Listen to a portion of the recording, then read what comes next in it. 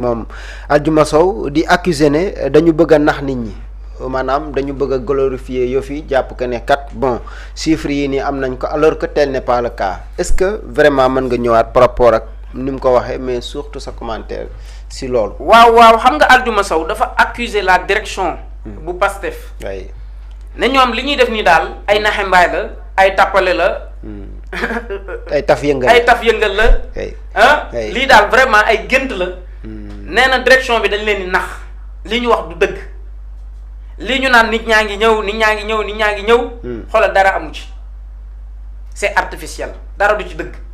loolu la Aldiouma Sow wax. est-ce que yaa ngi dégg nee na dañu gonfler li nga xamante ni mooy njaayum carte yi.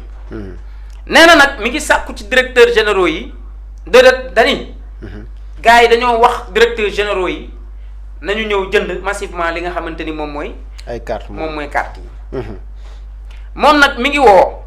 militants yi nee na ak responsables yi nga xamante ni ñoom jàpp nañu ñooy les vrais patriotes.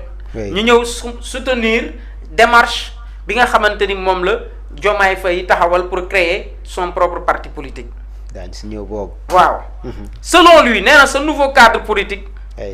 booba ñuy créer ji mooy bi gën a légitime pour. porter le projet. biñ nar a créer. waaw biñ nar a créer porter le projet. pour nar ko yóbbu. comment ça. est-ce que yaa ngi dégg. allez-y. nee na mooy gën a démocratique waaye itam mooy gën a nekk parti boo xam mooy gën a souverain waaye itam mooy gën a méngoog la bonne gouvernance lii Aldiouma Sow ko wax. Aldiouma nag un petit commentaire parce que lii rek la wax. oui. suñu commentaire ci mbir mi mooy. xam nga nit dina ñàkk ba pare ñànki. est-ce que xam nga loolu day am. oui. nit dina ñàkk ba pare ñànki léegi nag Aldiouma li ko dal mooy daa ñàkk ba pare ñànki Aldiouma dafa perte lu bëri loo xamante ni aujourd'hui mënatu ko rattraper Aldiouma tey bu la waxee ne lii ñuy wax nii c'est artificiel.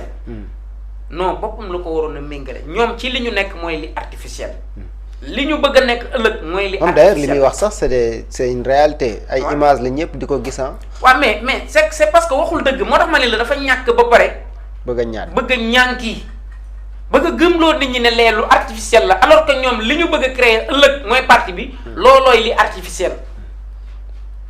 fii dara lu artificiel amu fi ça c'est une réalité indiscutable te dama ne nag Aldiouma. ak nu mu mënta demee waroon na am dignité ak ngor. reconnaître ni parti lii muy parti Pastef lii muy def nii c'est une réalité parce que ànd naa ñoom.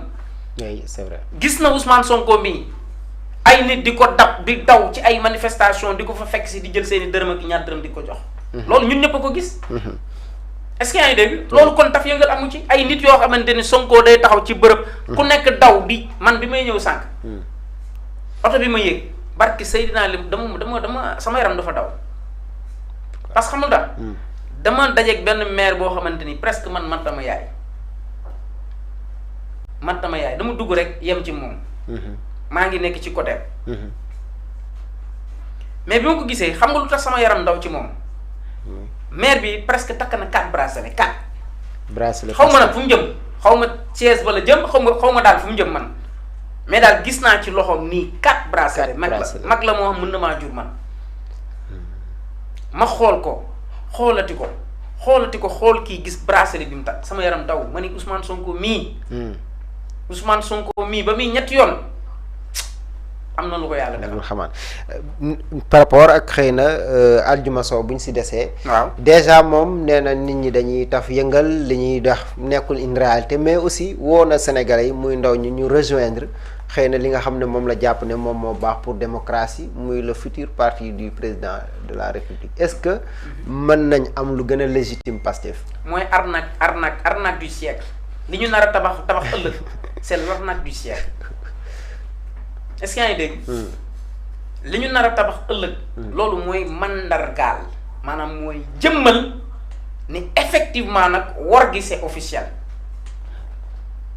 li ñu nar a tabax ëllëg.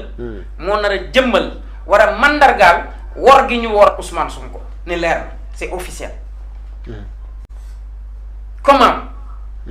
un président de la République bu ni man ba toujours ba démb ba barkaat démb ni Pastef laa bokk di créer de l'autre côté ngay créer un parti politique loolu arnaque la.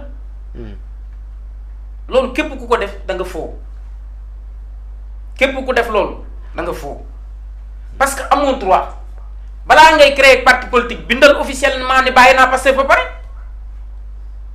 ngay officialiser sa démission. mun nga officialiser ko. oui nga ni bàyyi naa Pastef parce que bàyyeegoo de. dañu woon bàyyeegul dañu woon ndombal tànkam la teg. waaye képp ku mu dajal ci nitu Pastef danaan la mu ngi Pastef ba léegi. léegi balaa ngay créer beneen parti politique doo ne bàyyi naa ba pare moo tax ma ne la lii mooy arnaque du siècle est-ce que yaa ngi dégg te nee naa la mooy mandargaal wor. mais nag c'est peine perdue. Un parti politique pour faire quoi? Un président qui nous avait fait croire que moom il préfère être au-dessus de la mêlée te looloo ko motivé woon ba mu démissionné ci parti Pastef wala du loolu Abdou Aziz? Oui, c'est vrai. du loolu la waxoon bi mu démissionné ci parti Pastef ne dama bëgg a nekk au-dessus de la mêlée. bi muy démissionné ci poste secrétaire. waaw comment un président de la République peut être en face de l'opinion nationale et internationale dire que man je veux être un président qui serait au-dessus de la mêlée aujourd'hui tu nous annonces la création de ton propre parti politique. Ça c'est décevant li gàcce la c'est déshonorant c'est très petit lii lu tuuti la dafa c'est très petit pour un président de la République. Est-ce que yaa ngi dégg. oui man bi ma ko déggee démb. man moom amaana am na ñoo xam mën na leen bett. mais bettu la yow. non mënu may bettee man mënu ma bett Abdou Aziz. très bien Diomaye amul lu muy def lu may bett barki Rasulullah je le jure. très bien. parce que xamul la. oui allez.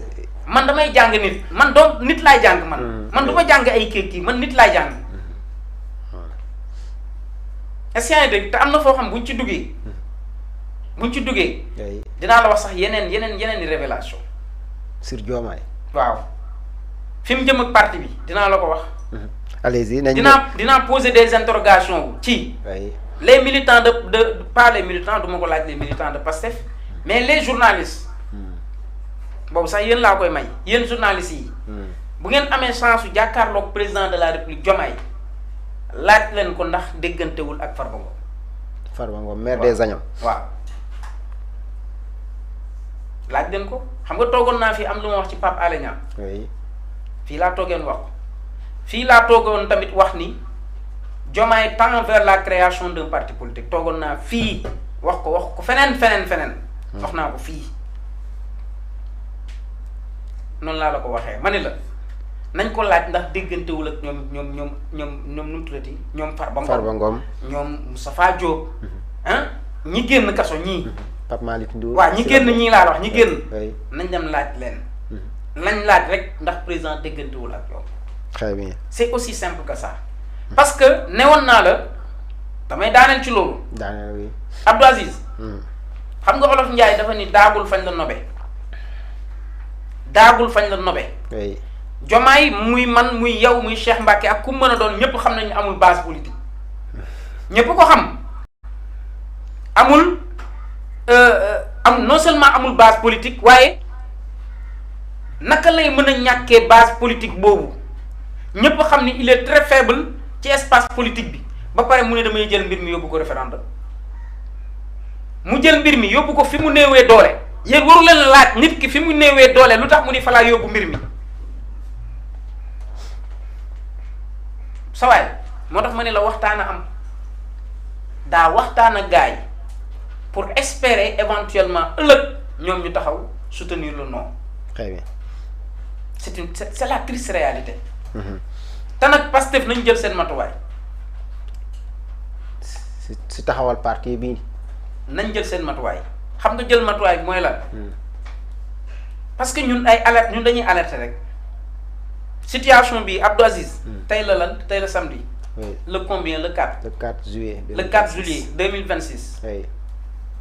lii ma lay wax nii bis buñ ci tolloo yàlla nañ ci yàlla dimbali. très bien. xoolal li nekk ci xelam.